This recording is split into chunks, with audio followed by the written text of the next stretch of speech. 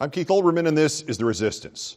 Trump's self-serving, wasteful, exploitational, resource-draining, ill-conceived plan to travel to Texas in the middle of the nightmare there was beneath contempt. But the tone deafness, the disconnectedness, the cruelty, the inhumanity of Trump's response to the devastation in Houston and the entire area did not begin with this.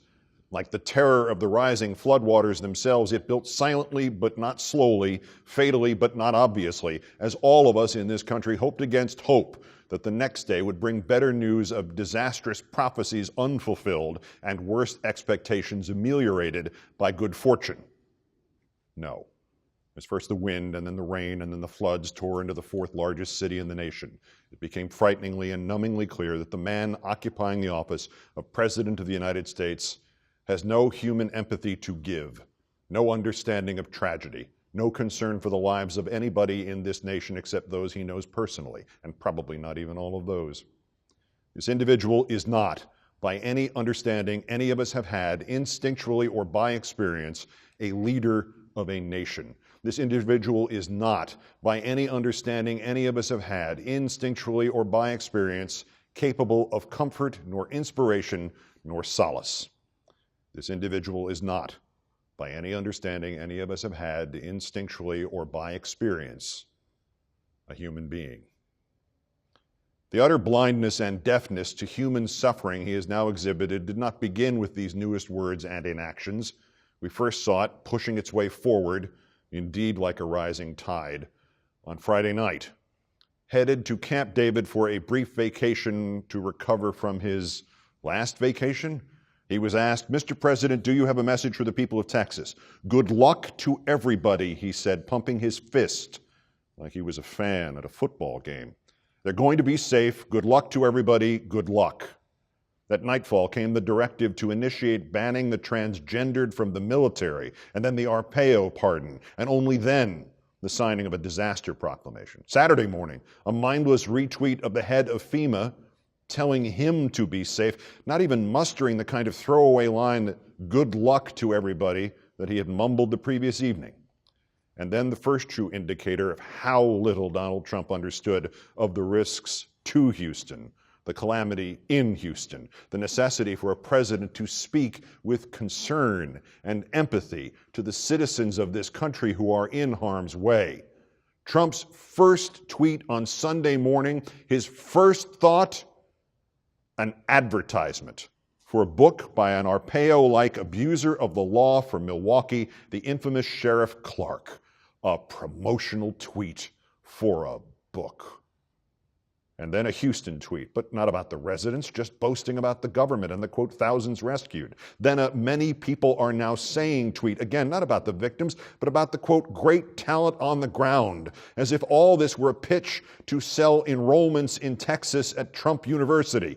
Then a tweet about his plans to go to Houston, not the community, not the victims, him, his plans. And then his mind wanders off. "I will also be going to a wonderful state, Missouri, that I won by a lot in 2016, boasting again about the election." And then gibberish. Dems CM is opposed to big tax cuts. Republican will win S. And now back to Houston. Wow. Now experts are calling Harvey a once-in-500-year flood, exclamation point. A wow and an exclamation point, as if the magnitude of the disaster were something positive or something for which he deserved credit. And here Donald Trump revealed that the destruction in Houston was just a temporary distraction from the distorted world that exists only in his own mind. 19 minutes after the crazy, wow, 500-year flood, exclamation point tweet. "With Mexico being one of the highest crime nations in the world, we must have the wall. Mexico will pay for it through reimbursement / other." We're back to the wall. Well, a city is drowning. A city whose population is more than 1/3 Hispanic, whose population is more than 1/4 of Mexican heritage. He must go back to building a wall to keep people who look like them out of this country and to disparage the ancestral home of so many of the victims as, quote, one of the highest crime nations in the world. And 7 minutes after that tweet, back to Houston? Hardly. A tweet about NAFTA and Mexico there. With highways so submerged in Houston that the overhead exit signs are nearly underwater, Trump is prioritizing NAFTA.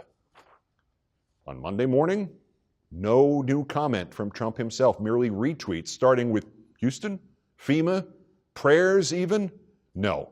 Starting with criticism of the Washington Post, and then criticism of Barack Obama, as if the flooding had ended overnight. It is difficult to recollect this now, but well into the year 2005, the presidency of George W. Bush was largely seen as a positive one.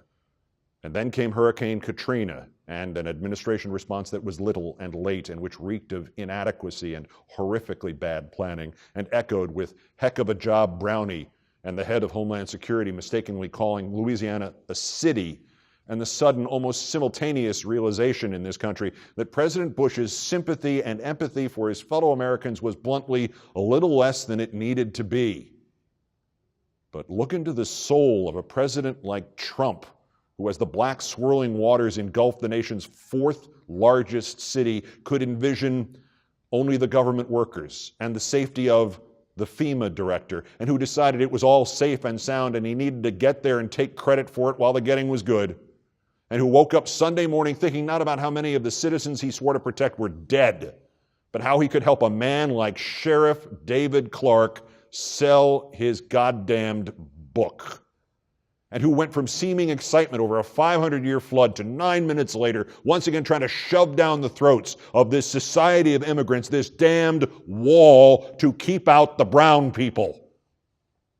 And underscored by his newest tone deafness, the startling realization comes quickly, quietly, but still terrifyingly.